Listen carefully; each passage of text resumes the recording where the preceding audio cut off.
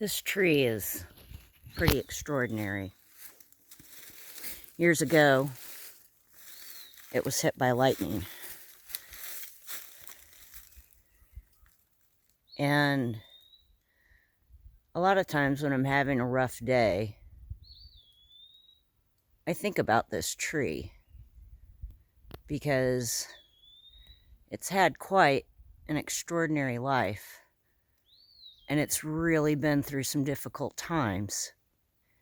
Yet, as you can see, despite the damage it sustained and the hardships that it's had to go through, it's still standing strong, growing, living every single day. So, just a little something to think about.